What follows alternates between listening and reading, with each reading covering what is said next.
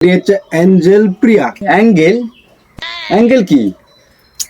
আরে অ্যাঞ্জেল রে, Angel Angel. ও দাঁড়া দাঁড়া, মেসেজ দিস।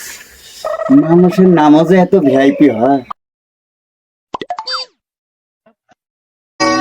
তুই মাঠে নেমে গেলি জামে। আসসালামু আলাইকুম চাচা।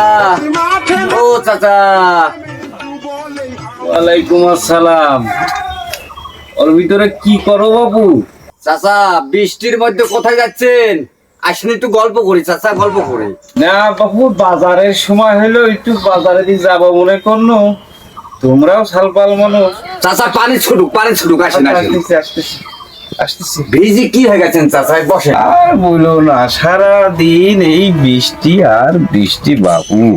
তা বাপু আর বইলো না, তুমি মনে করো এই মাসটা, পুরাটা মাস খালি বৃষ্টি আর বৃষ্টি।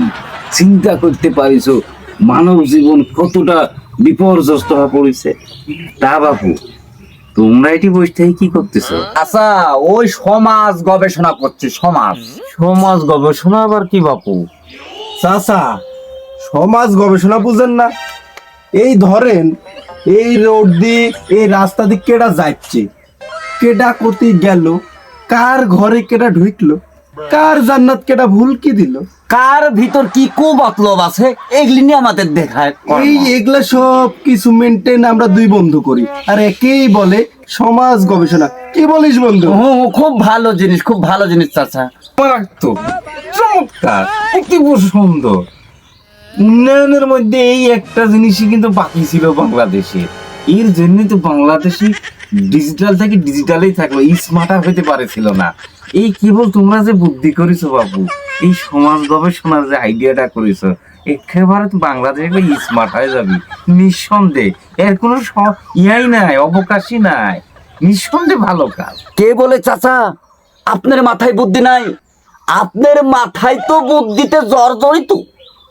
আর চাচা বুদ্ধি, আপনার মাথাটা মনে হচ্ছে মারা যাওয়ার পর ওই রাজশাহী জাদু ঘরে থোয়ার মতো যোগ্য লোক আপনি চাচা। কেটা বলে আপনার বুদ্ধি নাই? তাই তো। বুদ্ধির খনি।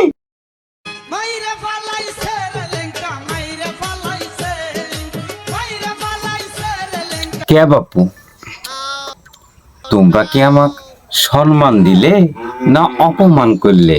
আমি তো বিষয়টা বুঝতে পারলাম না বাপু। সর্বনাশ চাচা, আপনার মতো এত জ্ঞানী মানুষকে কেউ অপমান করতে পারে?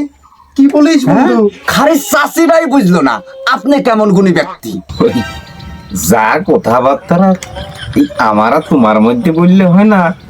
ওই বাড়ির আবার তোমার ওই চাষি টানাটানি করলে, দোকান হইলে আমার আবার ওই খাওয়া বন্ধ হয়ে যাবেন বাপু।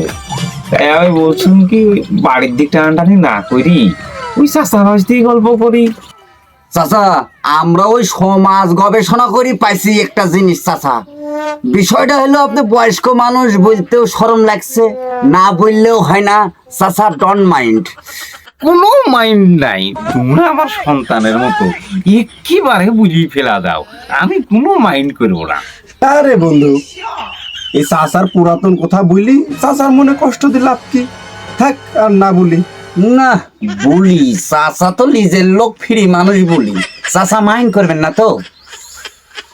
বিষয় হলো চাচা, আপনি বলে ভুল করে বলে শেপালির ঘরে ঢুকে গিয়েছিলেন চাচা সন্ধ্যার টাইমে। কথা কি সঠিক চাচা? আমরা ওই সমাজ গবেষণা করে পেয়েছি চাচা। ওই ঘটনা তোমরা যেটি শুনেছো, একটু সত্যি আর একটু মিথ্যা। বিষয়টা হলো যে আমার চোখে প্রবলেম আছে, বুঝতে পারলে? এই যে তোমরা এটি কয়জন যেন আসো মনে হচ্ছে, আমি কিন্তু সঠিক বুঝতে পারতেছি না, আইডিয়ার পুর কথা বলতেছি। ওই সেদিনও হয়েছে কি, সন্ধ্যার পর আমি চোখে কম দেখি, ওই ভুল করি ওই নিজের দরজা মনে করি ওই দরজার মধ্যে ঢুকে গেছি। এছাড়া অন্য কিছু লেবাপু, আমি তো মুরব্বী মানুষ, আমার দ্বারা কি অকাম হয় নাকি? অনেকক্ষণই হইলো তোমাদের সাথে গল্প করা। দেখ আমি আবার একটু মুখ যাবো, তো একটু বাজার করে আসি। থাকো বাবু, থাকো থাকো। চাচা চাচা কথা ছাড়া পেরে গেল চাচা।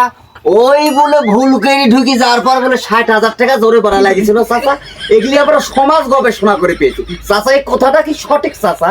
বলি যান চাচা।